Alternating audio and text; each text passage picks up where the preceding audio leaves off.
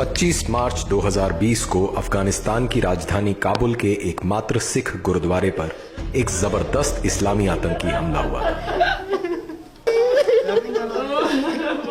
जिसमें 25 सिख मारे गए थे। वैसे अफगानिस्तान में गैर मुस्लिमों की हत्याएं और उनके पूजा स्थलों पर हमले कोई नई बात नहीं है, लेकिन 25 मार्च को हुए इस हमले के बाद से दुनिया भर की और विशेषतः भारत की सुरक्षा एजेंसियों की नींद उड़ी हुई है। कारण है कि इस हमले की जिम्मेदारी इस्लामिक स्टेट ऑफ खुरासान नाम के इस्लामी आतंकी संगठन ने ली है। इस्लामिक स्टेट ऑफ खुरासान क्या है और ये भारतीय क्षेत्र के गैर मुस्लिमों के लिए क्यों एक गंभीर खतरा है, इसे समझने के लिए पहले इस्लामिक स्टेट को समझते हैं। We'll begin to slaughter your people on your streets.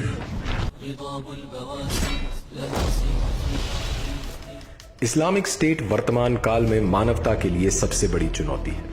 ये एक ग्लोबल इस्लामी संगठन है जो दुनिया में गैर मुस्लिमों को खत्म करके इस्लामी शासन स्थापित करना चाहता है। इस संगठन के अनुसार गैर इस्लामी शासन व्यवस्थाएं और मान्यताएं नाजायज हैं। ये पूरी दुनिया में शरिया अर्थात इस्लामी कानून लागू करना चाहता है। ISIS अर्थात Islamic state of Iraq and Syria Islamic state की ही एक शाखा है। इस्लामिक स्टेट एक शक्तिशाली और धन संपन्न संस्था है जिसे दुनिया भर के मुसलमानों का समर्थन मिल रहा है। 1999 में शुरू में ही इस आतंकी संस्था ने 2014 में ग्लोबल कैलिफेट अर्थात वैश्विक खिलाफत की घोषणा करके दुनिया भर के मुसलमानों को इस्लामी शासन लाने के लिए प्रेरित किया। इसके लिए इन्होंने दुनिया को 20 हिस्सों में बांटा है, जैसे Islamic state of Gaza, Islamic state of Libya इत्यादि। ऐसे ही एक हिस्से को इस्लामिक स्टेट ने नाम दिया है खुरासान, जिसमें इन्होंने ईरान का उत्तर पूर्वी भाग, अफगानिस्तान, पाकिस्तान और मध्य एशिया के तुर्कमेनिस्तान और उज्बेकिस्तान आदि को रखा है। 2015 में इस्लामिक स्टेट ने ग्रेटर खुरासान का मैप जारी किया, जिसमें इन्होंने भारत, नेपाल, श्रीलंका और बांग्लादेश को भी रखा है। इनका उद्देश्य इस पूरे हिस्से में गैर मुस्लिमों को खत्म करके इस्लामिक शरिया स्थापित करना है। इस्लामिक स्टेट ऑफ खुरासान दुनिया भर की सुरक्षा एजेंसीज के रेडार पर तब आया जब पता चला कि इस्लामिक स्टेट सीरिया और इराक में अपनी जमीन खिसकने के बाद खुरासान को अपना केंद्र बना रहा है। इस्लामिक स्टेट की इस रणनीति के पीछे कई कारण हैं, जिसमें सबसे बड़ा कारण है इस हिस्से की बड़ी मुस्लिम जनसंख्या। पाकिस्तान 96.5%, बांग्लादेश 90.4%, अफगानिस्तान 99.7%, मालदीव्स 100%, इंडोनेशिया 87.2% और ईरान 99.4%।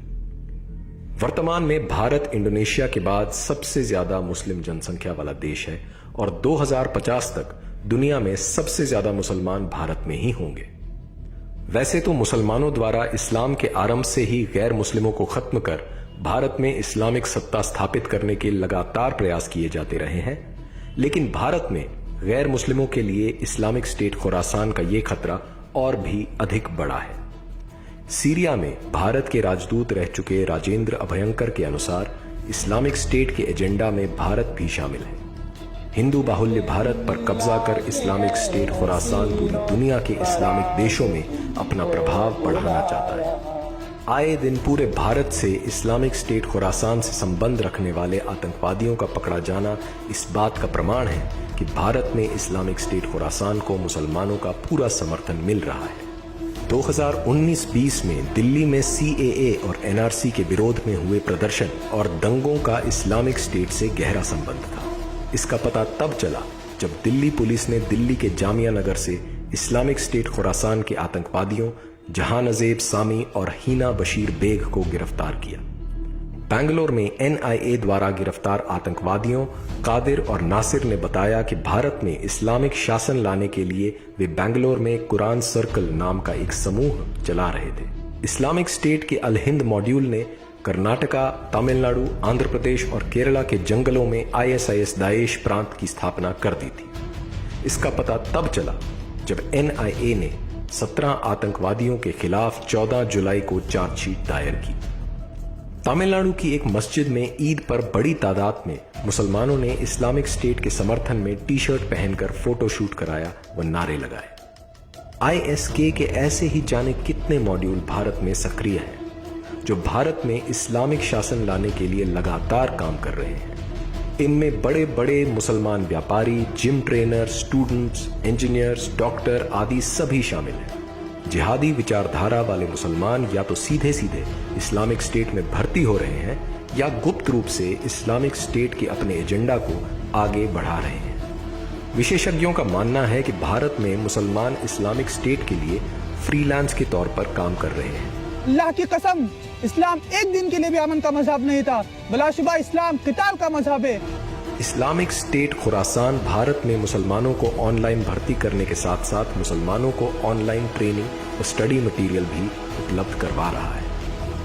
भारत में इस्लामिक स्टेट खुरासान की जड़ें कितनी गहरी हो चुकी हैं, इसे इस बात से समझा जा सकता है कि काबुल गुरुद्वारे हमले में भी भारत का मुसलमान मोहसिन उर्फ खालिद अल हिंदी शामिल था।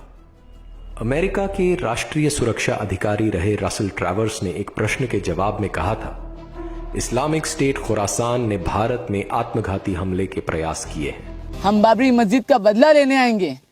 हम गुजरात के, कश्मीर के और मुजफ्फरनगर के मजलूमों का बदला लेने आएंगे। हम आएंगे, जरूर आएंगे, लेकिन तलवार लेकर आएंगे, तुम सबको ज़बाह करने आएंगे। एक तरफ जहां इस्लामिक स्टेट सीधे सीधे हिंदुओं को खत्म करने की धमकी दे रहा है, वहीं भारत सरकार इसे एक गंभीर खतरा मानने से भी इनकार कर रही है।